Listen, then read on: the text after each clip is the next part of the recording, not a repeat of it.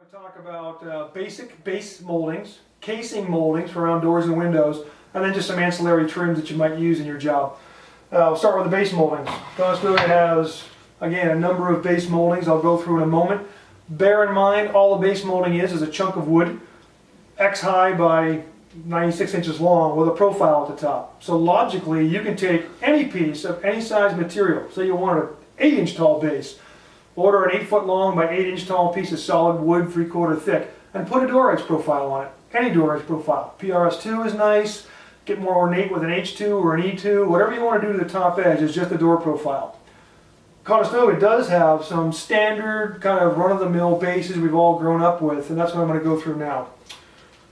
Starting with our standard moldings, we have two. One is the number 10 colonial casing or colonial base molding. Colonial because it has a cap. That kind of cap decoration's been around for 500 years. You see it a lot in Home Depot or Lowe's where they'll sell you just the square material and the cap molding would sit on top. In this case, it's integrated into the base molding. It's 4.5 inches high. The face of it's about 3 3/4, so you've got about a 3/4 inch cap at the top. Again, that's our number 10. Another common one, especially with beaded inset cabinets, is the 381 beaded base. Beaded because it's got this delicate bead at the top. It's going to grab some glaze for you. Looks terrific as a base molding. You can also use it upside down, as again we talked about in our other video, as a soffit molding to slide your crown up and down with the bead hanging downward. Now we've got a couple other versions of casing, or base moldings rather, that have these decorative caps. They're just different sizes. This one has a shorter size, shorter flat size, but a taller cap. Okay, so that one I think is 3.5 inches tall, I believe. And that one is the 2021 base molding. This one has a little less of an ornate cap to it. And again, it's 3.5 inches tall. That's the 897 base.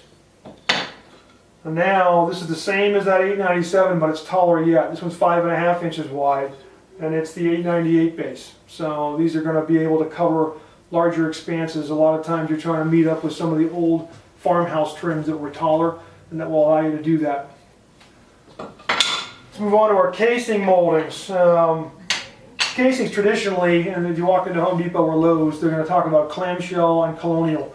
That's our version of a colonial casing. It's just a little more ornate where it's got this neat little bead on it. So it's a little more pizzazzy than the casings that you see at Home Depot and Lowe's. We like that a lot. Traditional clamshell, kind of from the 70s days, still needs to be used in some cases, but that clamshell is pretty standard. I got to give you the numbers. That's number 9, and the colonial casing is number 21. A little more delicate version of a colonial casing. This is the 737 casing. Again, these are used for windows and doors primarily. I can't think of too many applications where you'll apply them to your cabinetry. And this is just like the number 21, just larger. Okay, it's I think 3 or 3.5 inches wide. This is the 466 casing.